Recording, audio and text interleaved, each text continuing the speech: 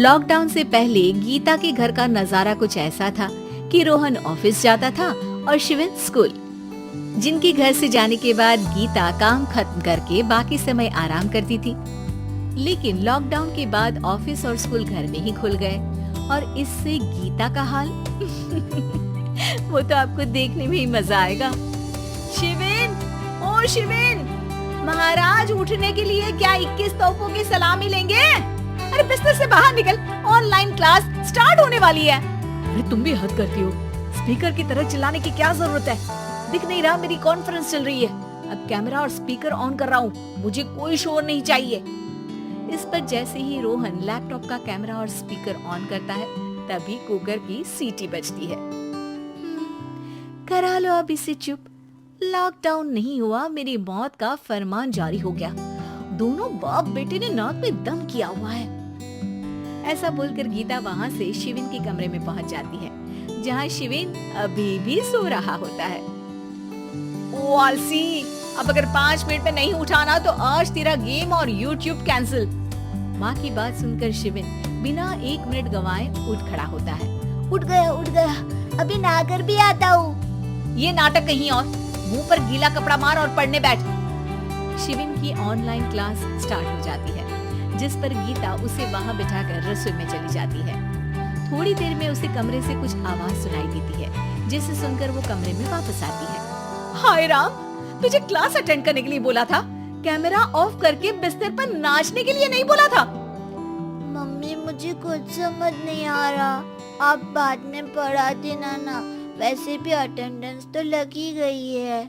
हाँ बेटा जरूर, बन जा तू, अभी से हम सबका बाप बन जा। अरे नहीं मतलब कहाँ से लाते हो इतना दिमाग, और पढ़ाई करते हुए ये चला कहाँ जाता है? नाइस क्वेश्चन, दिमाग से पूछकर बता दूंगा।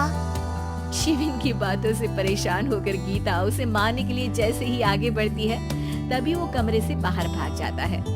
अब शिविन आगे आगे और गीता हाथ में चप्पल पकड़े उसके पीछे पीछे पूरे घर में दोनों घूम रहे होते हैं। इसी बीच वो रोहन के पास पहुंच जाता है और शिविन को मारने वाली चप्पल रोहन के लैपटॉप पर जाकर गिरती है।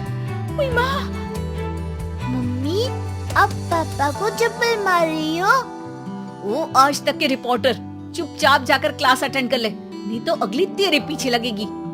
इस पर शिविन वहाँ से चला जाता है, जिसके बाद रोहन गीता से कहता है, इस सर्कस के लिए कुछ बोलना चाहोगी? अरे क्या करूं, जब से तुम दोनों घर में रहने लगे हो, घर अपने आप ही सर्कस बन गया है और मैं तुम्हारी नौकर। कभी बेटी को संभालो तो कभी बाप के नखरे उठाओ।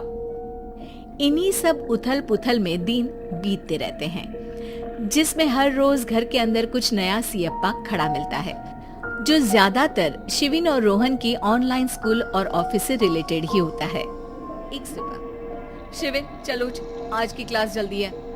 कैमरा ऑफ करके आप अटेंड कर लो। अरे ऐसे छितर पड़ेंगे, दादी नानी सब एक साथ याद आ जाएंगी। गीता के लाख मशक्कतों के बाद क्लास तो खत्म हो जाती है, लेकिन उसके बाद शिविन फोन इस्तेमाल करते हुए इंस्टाग्राम रील बनाने लगता है। रसोड़े में कौन था? तुम थी, मैं थी, कौन था? हाँ, मैं गरीब हूँ। अरे ओ गरीब के बेटे, आजा, मैं बनाती हूँ तुझे गरीब। मैं बताती हूँ रसोड़े में कौन था। पढ़ाई करने बोलो तो इनकी माँ मर जाती है, और ये पागलपंतियाँ जितनी मर्जी करा लो। गीता शिविन को डांट रही होती है, तभी रोहन बीच में बोल पड़ता है। अरे बच्चा ही तो है, इतना गुस्सा क्यों कर रही हो?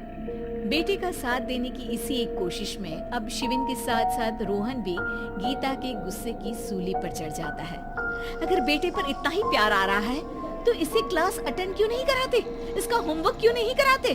उस समय तो बहुत जल्दी मीटिंग आ जाती है, वो काम मैं करूं और यहाँ इस बेफिजूली की चीज में तरफदारी करके बन जाओ महान।